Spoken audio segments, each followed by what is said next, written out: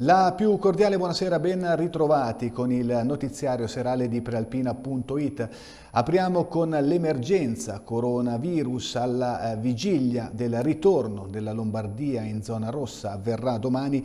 Il tasso di contagio si abbassa e tocca il 6%. Infatti, alla luce dei dati forniti oggi dalla regione Lombardia, su 35.317 tamponi processati, i nuovi casi positivi sono stati 2.134, appunto per un tasso di contagio, di positività del 6%. I guariti o dimessi sono stati oggi 1.212, in terapia intensiva diminuzione di 12 pazienti, 454 il numero di persone ricoverate attualmente nel reparto di terapia intensiva. Negli altri reparti aumento di 63 unità. In Lombardia ad oggi sono ricoverate 3.664 persone. Per finire il dato dei decessi, purtroppo oggi sono morte 78 persone. Per quanto riguarda la situazione nelle province, Varese oggi si attesta in terza posizione con 179 nuovi casi, al primo posto la provincia di Milano con 729, al secondo quella di Brescia con 320. Ci occupiamo adesso delle ripercussioni dell'emergenza Covid. C'è l'allarme della Confcommercio Lombardia da registrare che dice la zona rossa rischia di infliggere il colpo finale al settore di abbigliamento e calzature. Un grido d'allarme che si irradia anche in provincia di Varese, dove Giorgio Angelucci, presidente provinciale di Uniascom e di Federmoda, parla di crisi senza precedenti e di 10.000 posti di lavoro a rischio e chiede ristori adeguati e la possibilità di riaprire al più presto perché, dice, i nostri negozi sono sicuri.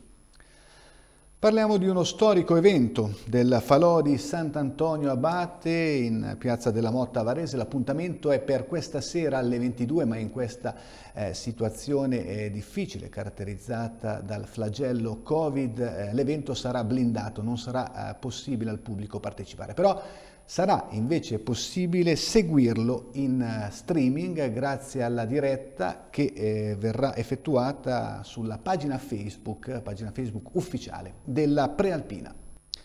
Lo sport calcio, si sono giocate alcune partite già oggi in Serie C e in Serie D, poi domani programma ricco, tutti i particolari nel servizio. In uno degli anticipi della 19ª giornata di Serie C, oggi la Propatria ha pareggiato allo Speroni 0-0 contro la corazzata Alessandria. Una buona Propatria che ha dimostrato di poter e saper tener testa alle big del girone, anzi nello specifico oggi contro i grigi la squadra di Javorčić avrebbe meritato anche qualcosa in più. Prestazione solida, la difesa si è dimostrata insuperabile e ha inanellato un altro clean sheet. Bene al centrocampo dove si sono segnalati Bertoni, Nicco e anche il subentrato Brignoli, autore di un secondo tempo di grande spessore. In attacco è stato schierato un po' a sorpresa Castelli, a sua volta si è mosso in maniera positiva al fianco di Parker. Insomma, bene la Propatria, meno bene l'Alessandria, nonostante sia zeppa di grandi firme, sia stata notevolmente rinforzata durante il mercato invernale. Negli altri anticipi, Lucchese Renate 1-1, Pistoiese Giana 1-1. In Serie D, nell'anticipo di oggi, l'Arconatese ha perso 2-1 sul campo del Sestri Levante. Domani grande attesa per Varese e Gozzano, il Gozzano è uno delle big, grande attesa anche per Caronese Legnano, mentre la Castellanzese sarà di scena sul campo del Dertona. Rimaniamo a parlare di sport, pallavolo, campionato di Serie A1 femminile, Wiba in campo domani alle 17 sul campo di Scandicci. Invece per quanto concerne la Serie A2 femminile, un'altra squadra di Busto Arsizio, la Futura, giocherà in casa sempre alle 17 contro Mondovì.